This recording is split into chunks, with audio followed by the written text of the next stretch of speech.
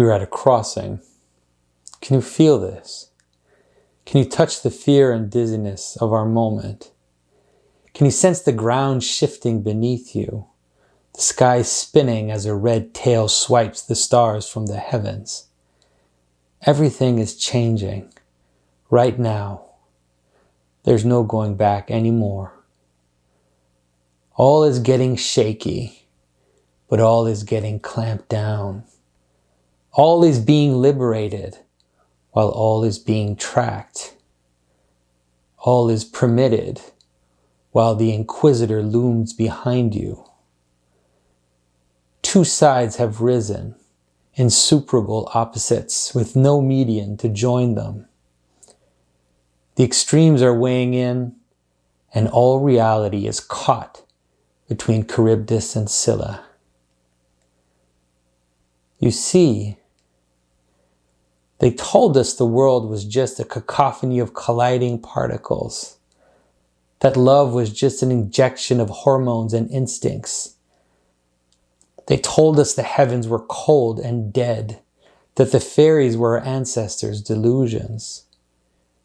They convinced us art was the framing of random facts and objects. They told us our stories and rituals were only power games and superstitions.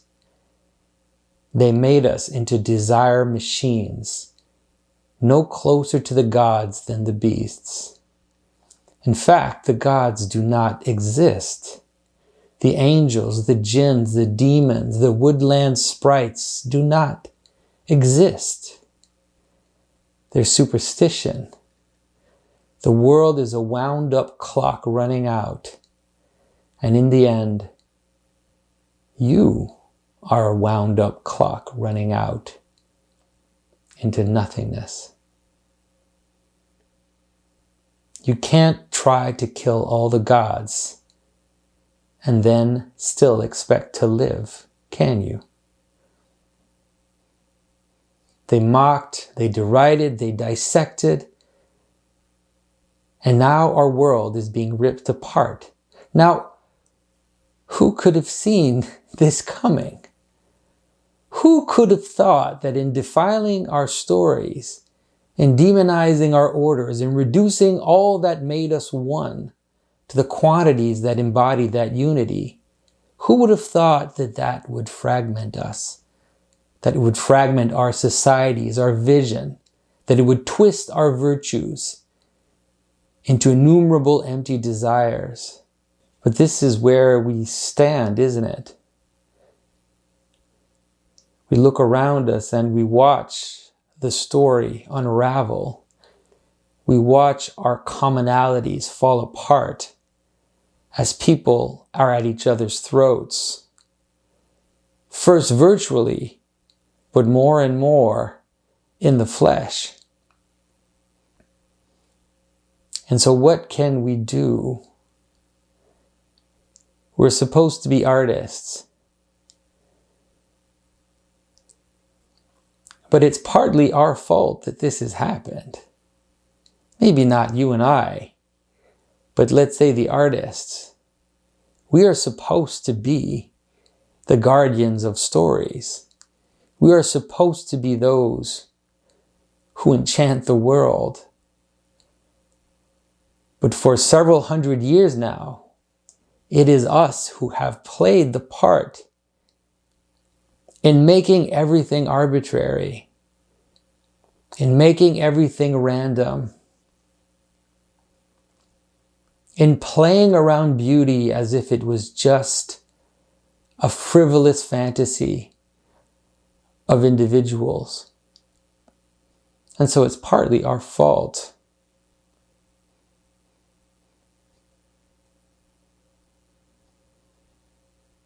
And it's partly our fault as Christians as well. In many ways, we have assaulted the world of meaning. We have assaulted the enchanted world. As Christians, we in the West have been part of those who have removed the angels from the heavens, who have chased the sprites out of the forests. It's us who did that. And now we live with the consequences of our actions.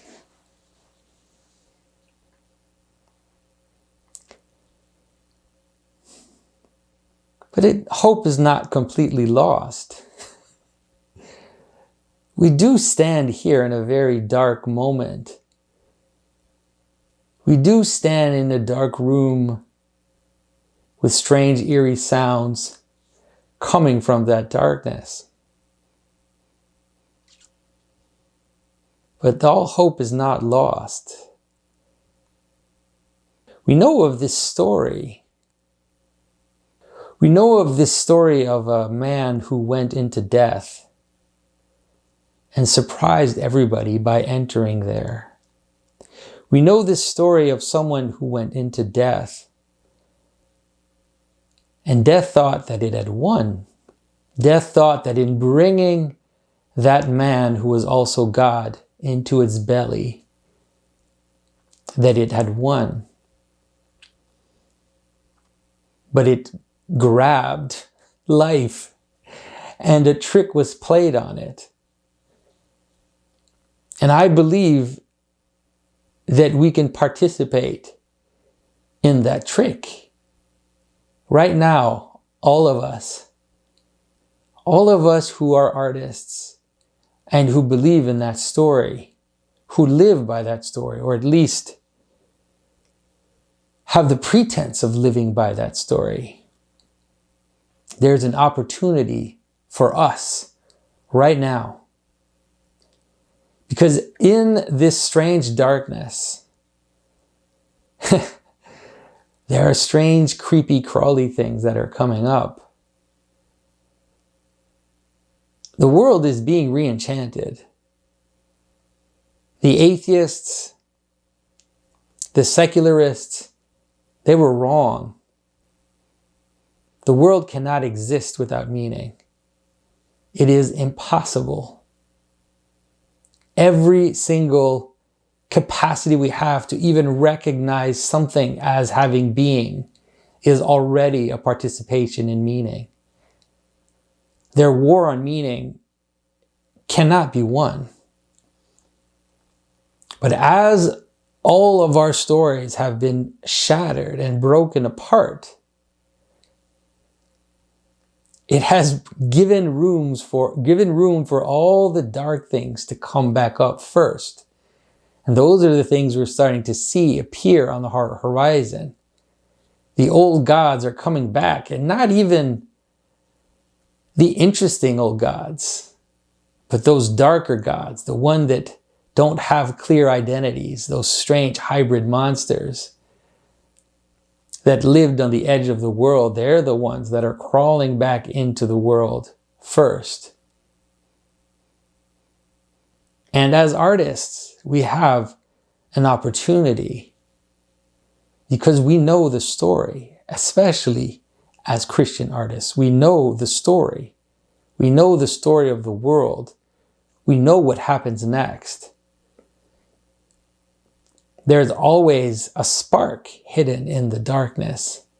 There's always a lit candle in that darkest place. Because without that lit candle, things simply do not exist. The Word of God is hidden in creation. And it is our job to find it. And it is our job as artists to help the world see that flicker.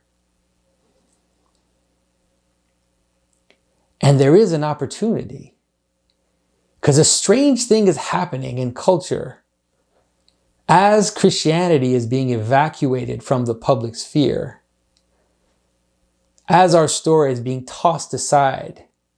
It is nonetheless filling the world at the same time.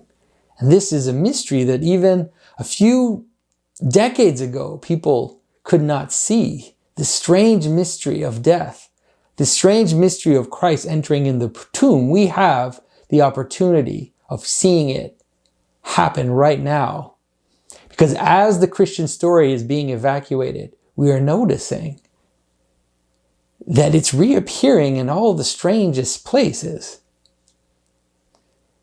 Because the bright light of Christ is no longer so visible. All of a sudden, these small sparkles are starting to appear hidden in the cavern walls.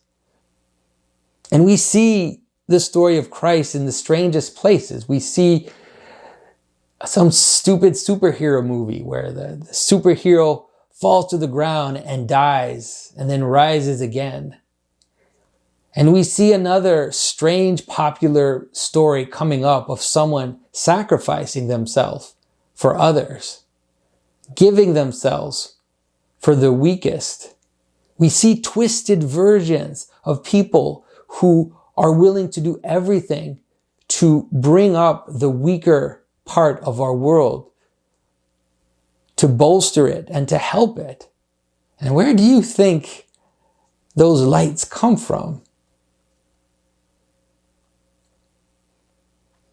And so we have an opportunity, but we also have a responsibility. Meaning is inescapable, and we have responsibility towards it. It is a weight that we have to carry as artists. It is a very daunting responsibility that we have right now as the world descends into darkness, that we are the ones who can give it a little bit of hope. We are the ones that can point those little sparks, those small lights, those twisted versions of the true light, that we are the ones who can point it back to the one true light and origin of our world. And so I just wanted to maybe